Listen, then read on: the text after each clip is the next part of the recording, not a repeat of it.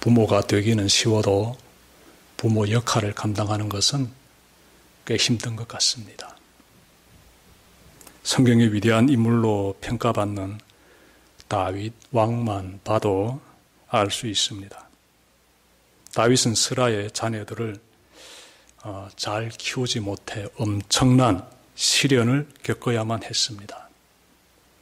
사무엘하 13장부터 18장에서는 다윗의 자녀들 사이에 일어난 불미스러운 한 사건과 그 사건으로 인해 다윗이 겪은 시련에 대해 다루고 있습니다. 사건의 시작은 다윗의 맏아들인 암논이 자신의 이복 누이 동생인 다말을 성폭행하면서 시작됩니다. 암논은 앳된 처녀인 다말을 성폭행한 뒤 길거리로 내쫓았습니다.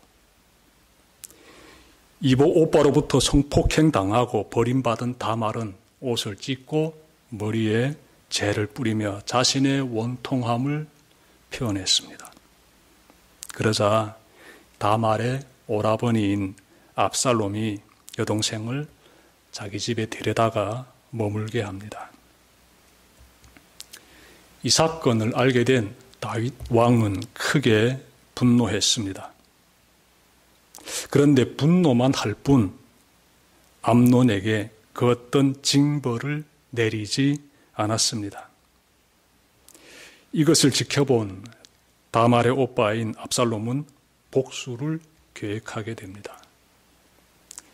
2년이라는 시간이 흐른 뒤 압살롬은 예루살렘에서 25km 떨어진 곳에 있는 바알 하솔이라는 지역에서 자신의 그 양들의 털을 깎으려고 합니다.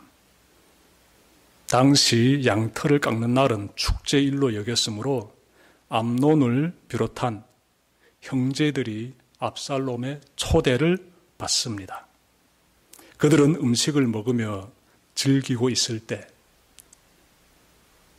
압살롬의 종들이 주인의 지시에 따라 암논을 죽입니다. 깜짝 놀란 다른 형제들은 황급히 그 자리를 뜹니다.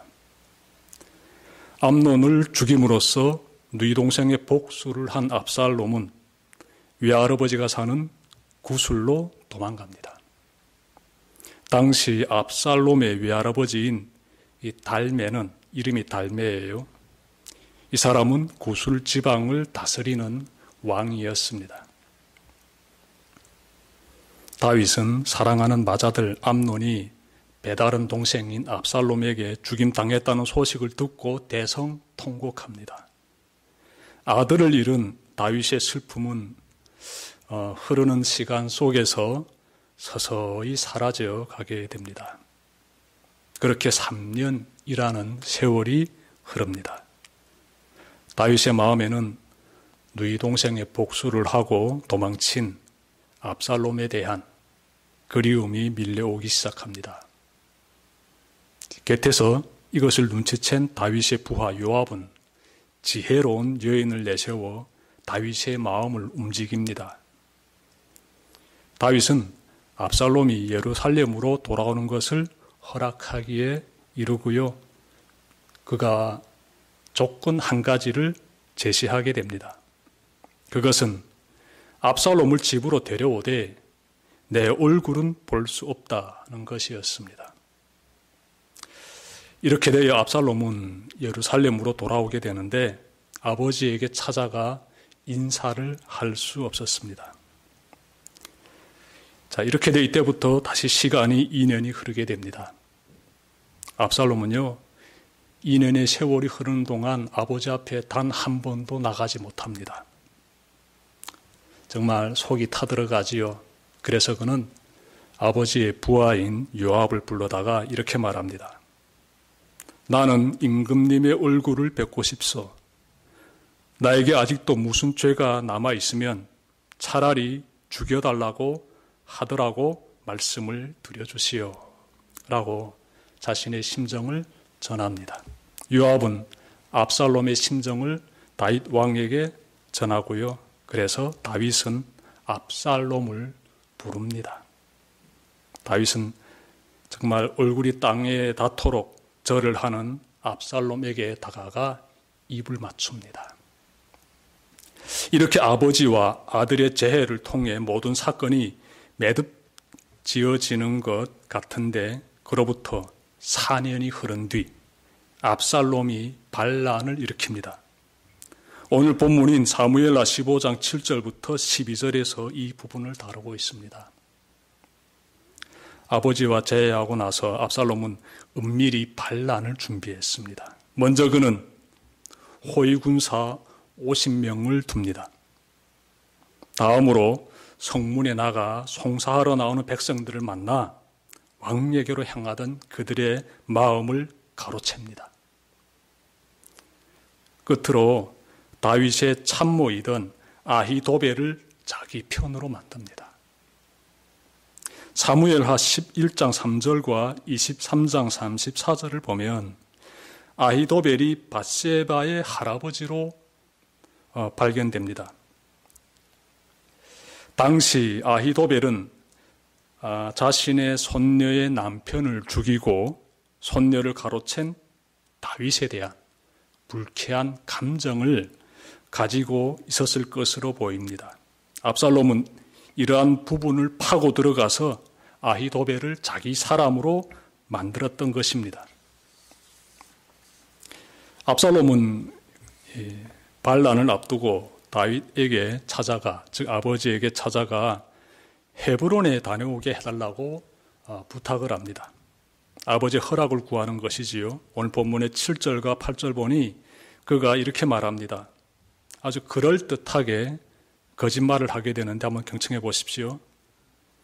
제가 주님께 서원한 것이 있으니 헤브론으로 내려가서 저의 서원을 이루게 하여 주십시오. 이 종이 시리아의 구술에 머물 때에 주님께서 저를 다시 예루살렘으로 돌려보내주기만 하시면 제가 헤브론으로 가서 주님께 예배를 드리겠다고 서원을 하였습니다. 다윗은 아들의 이 말을 듣고 평안히 다녀오라고 허락합니다. 헤브론으로 내려가는 압살롬의 행차에 동행하는 사람들이 있습니다. 보니까 그들의 수가 무려 200명이나 됩니다. 이들은 아마도 국사를 돌보는 관료들로 보입니다.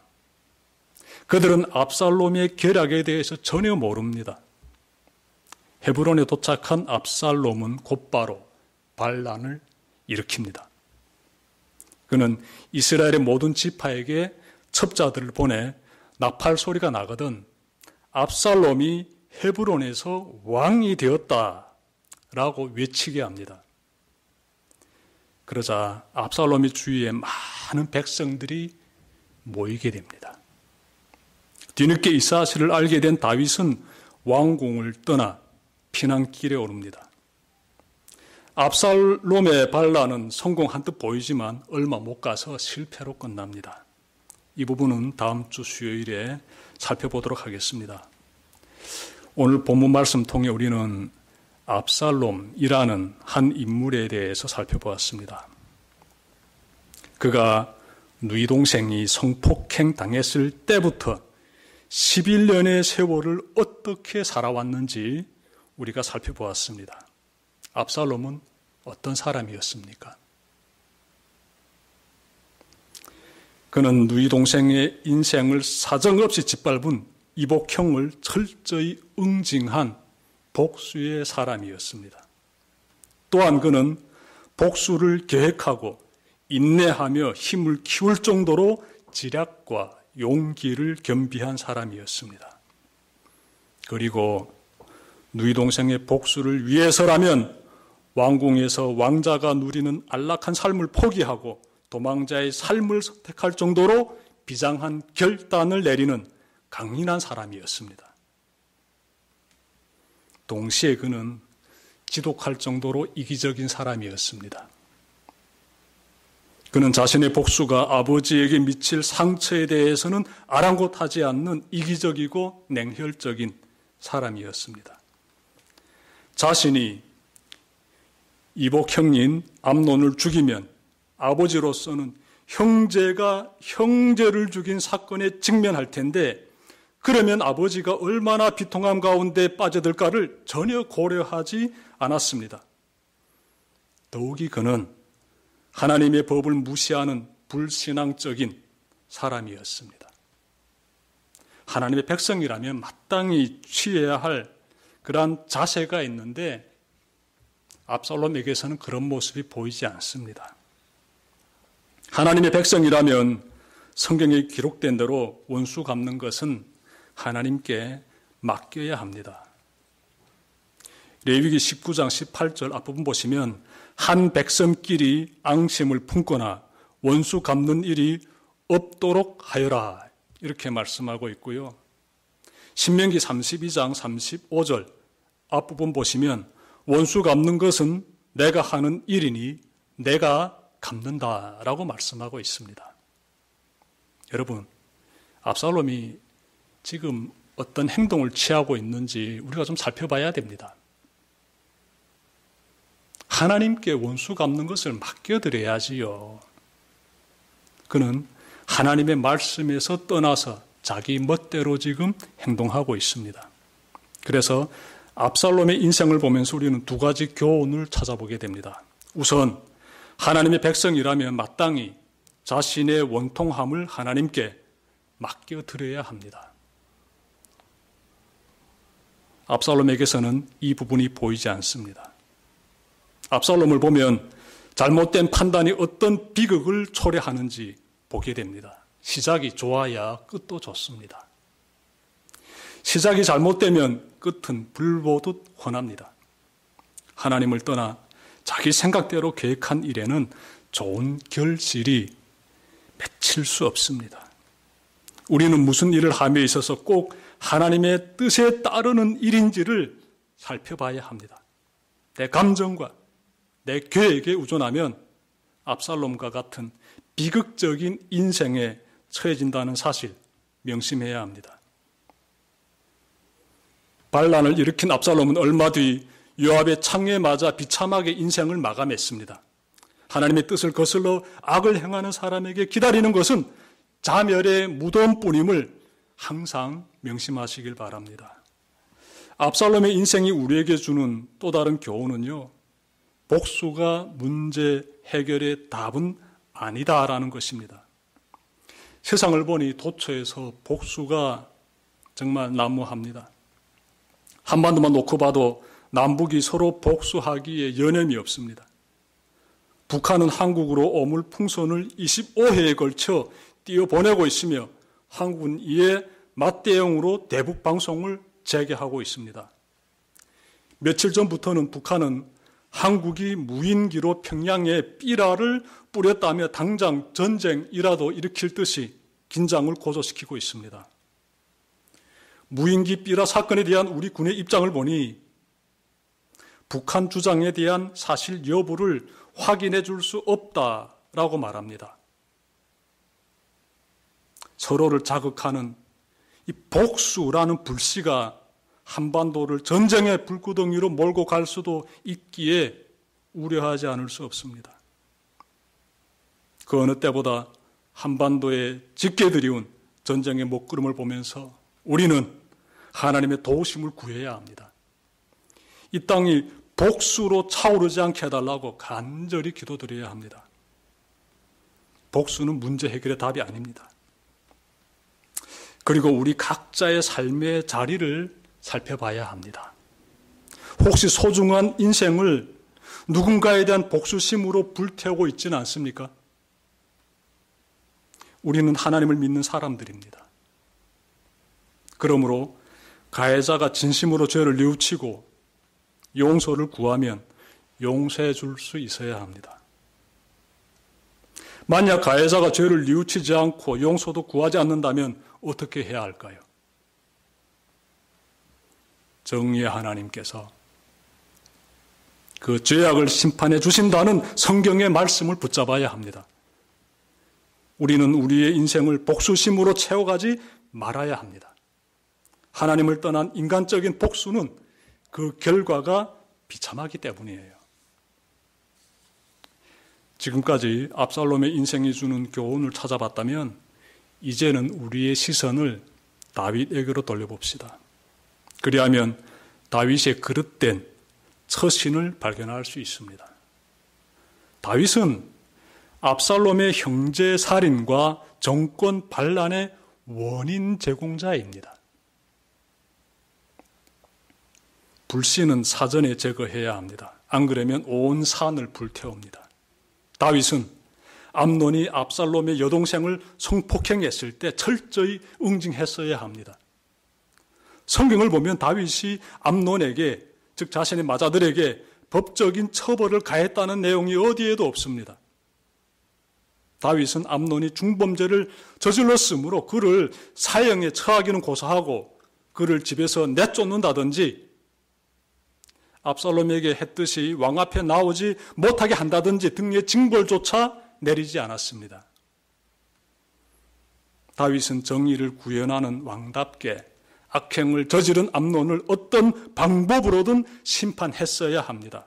하지만 그는 암논을 감싸고 돌았던 것입니다. 아버지의 눈먼 사랑이 결국은 압살롬에게 복수의 불씨를 품게 만들었습니다. 다윗의 실책은 여기서 그치지 않습니다. 그는 아버지를 피해 도망친 압살롬을 3년 뒤에 불러들였으면, 예루살렘으로 오라고 이렇게 불러들였으면 그의 잘못을 추궁하고 확실하게 용서해 주었어야 합니다. 하지만 그렇게 하지 않았습니다. 다윗은 압살롬을 돌아오도록 허락함으로써 나름의 자비를 베풀었다고 생각한 것 같습니다. 그가 베푼 자비는 반쪽짜리 자비입니다. 그는 예루살렘으로 돌아온 압살롬을 2년 동안이나 멀리함으로써 아들의 마음에 아버지에 대한 원망이 타오르게 했습니다. 결국은 그 원망이 분노로 바뀌어 반란을 일으키기에 이르게 된 것이지요. 다윗을 보면 인간이 내리는 자비의 한계를 보게 됩니다. 자비의 한계. 다윗이 왜 그랬겠습니까? 압살롬이 아무리 친아들일지라도 그 아들로부터 받은 상처가 컸던 것입니다.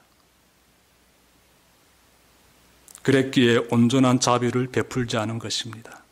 이것이 인간의 자비와 하나님의 자비의 차이입니다. 하나님은 우리가 하나님께 아무리 모진 상처를 입혔을지라도 하나님께 돌아와 참여하면 한없는 자비로 품어주시고 다 용서해 주시고 인생의 새 출발을 하게 하십니다. 우리가 항상 기억합시다. 하나님의 자비가 얼마나 놀라운지.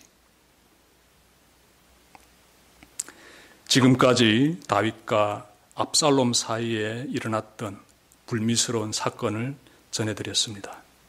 여러분, 이 사건을 보며 하나님의 뜻에서 떠나 세상의 흐름에 몸을 맡기고 살면 사람의 인생이 어떻게 추락하는지를 잘 깨달으시길 바랍니다. 결과가 좋지 않아요. 주를 떠나게 되면 인생의 결과는 비참합니다.